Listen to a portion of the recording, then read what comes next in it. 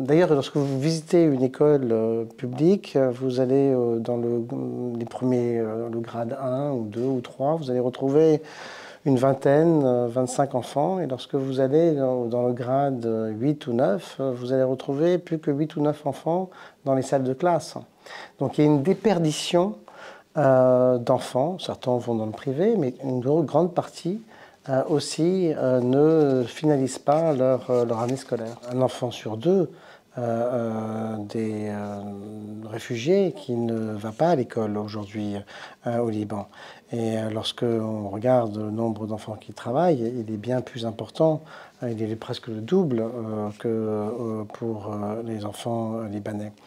C'est une vraie situation. La question, c'est que ces enfants, d'abord, ont droit à une éducation, mais surtout, notre rôle, c'est d'essayer de trouver une solution, le temps qu'une solution politique puisse émerger pour que les réfugiés rentrent chez eux. Mais ces enfants doivent rentrer avec un savoir, une connaissance, et d'où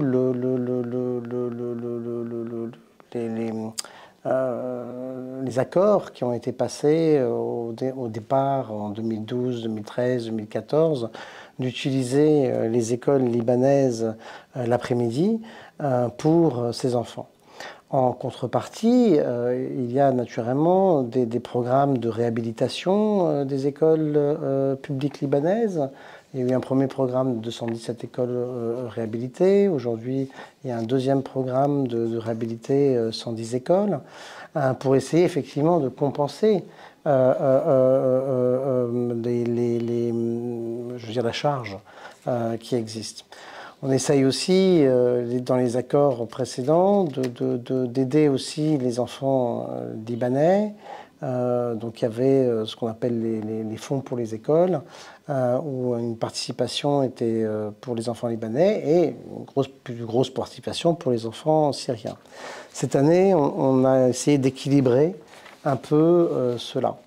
Naturellement, un accord qui était jusqu'à la crise, était un accord où le gouvernement avait aussi un budget conséquent pour l'école du matin. Chaque parent veut vraiment le meilleur pour ses enfants. Je veux dire, chaque parent au Liban veut envoyer ses enfants à l'école, hein.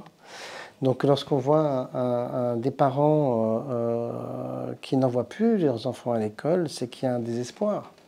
C'est qu'il n'y a pas d'autre choix. Ils savent très bien qu'en faisant cela, ils réduisent non seulement le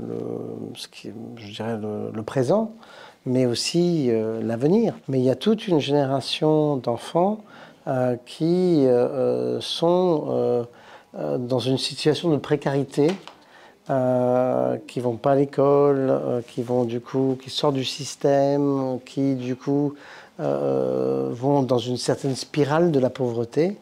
Et on sait que la pauvreté, elle va conduire à, dans ce cas-là, se marier plus jeune, à moins faire d'études, à commencer à travailler avec des travaux moins... Et donc leurs propres enfants auront moins de chance, etc. Donc comment ne pas rentrer dans cette spirale, casser je dirais, ceci aujourd'hui par des investissements importants sur l'éducation, la santé et autres. Et peut-être que les nouveaux budgets devraient surtout se concentrer sur ça.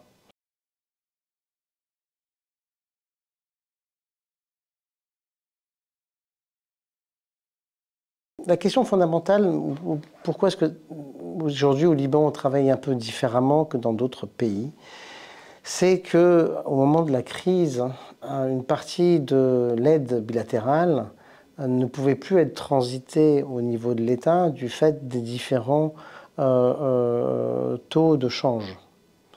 Parce que lorsque on donnait donc 100 dollars à travers la banque centrale, ben ça devenait 1,50 $ en termes de programme. Donc les bailleurs bilatéraux, mullatéraux ont donc continuer à supporter le Liban, mais ils ne pouvaient plus transiter à travers le gouvernement, et donc ils ont transité à travers soit des ONG, soit à travers des organisations internationales comme l'UNICEF.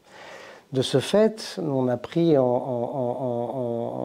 supporté le gouvernement en prenant en charge des projets qui sont des projets qui doivent être remis au gouvernement quand la situation bancaire et financière du pays sera rétablie. Je pense que l'UNICEF aujourd'hui a un rôle qui n'est pas le sien dans un autre pays, qui n'était pas le sien avant 2019 et qui devrait retourner à la normale dès qu'on aura à nouveau une façon que les mécanismes financiers puissent être remis en exergue, ce qui va apporter de nouveau la confiance et de remettre les choses dans l'ordre, si vous voulez. Mais il est très important le côté de se coordonner avec l'État. On fait des plans pluriannuels dans lesquels on discute avec eux des besoins par rapport au programme de l'enfance, et on met les fonds que l'on reçoit de la part des bailleurs dans ces plans, et on agrée avec eux, on signe un contrat au début de l'année, on essaye de le suivre pendant l'année.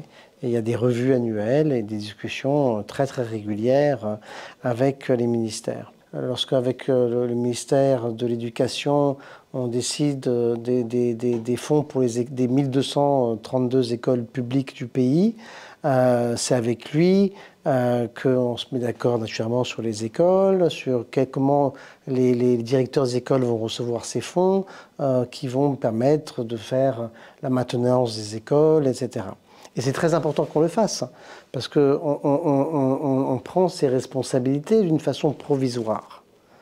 Donc si on commence à avoir des programmes UNICEF, ça ne va pas fonctionner ni dans un sens ni dans l'autre, au moment où il va falloir retransiter les choses. Même en se coordonnant avec l'État, on a aussi besoin de la société civile pour apporter dans certains domaines, je dirais, le dernier kilomètre, le dernier miles.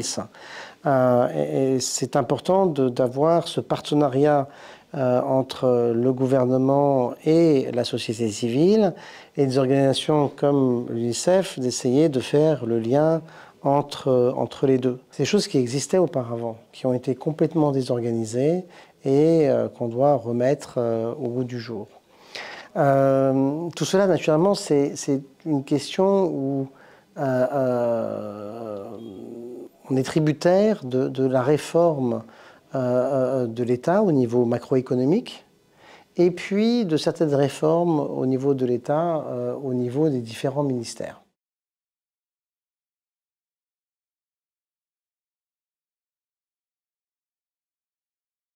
Alors, tout d'abord, il faut la paix.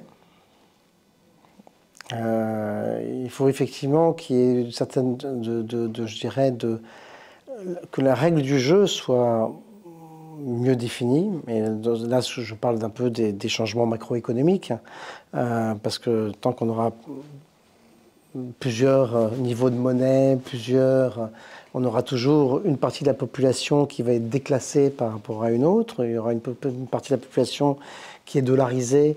Et malgré tout, le secteur privé redémarre. Donc il y a quand même certains aspects qui sont positifs au niveau du pays. Mais laisser l'autre partie du pays réduire sa capacité d'investir dans ses propres enfants va être vraiment de plus en plus un clivage qui à un moment sera plus tenable. Donc même une organisation comme l'UNICEF appelle à ce qu'il y ait effectivement des réformes macroéconomiques qui soient importantes. Et puis il faut qu'effectivement qu'il y ait un certain nombre de redonner une certaine confiance aux gens, effectivement payer l'impôt. Parce que de nouveau, pour qu'il y ait de nouveau un redémarrage, et cette confiance, elle vient à travers certaines réformes de l'État pour une meilleure utilisation des fonds, pour que effectivement l'école, on ait un nombre de professeurs par rapport aux élèves qui soient cohérents avec d'autres pays en Europe ou ailleurs. On a besoin, je pense, aussi après, c'est une certaine forme de dire d'un contrat social, pour qu'effectivement les disparités du pays se réduisent.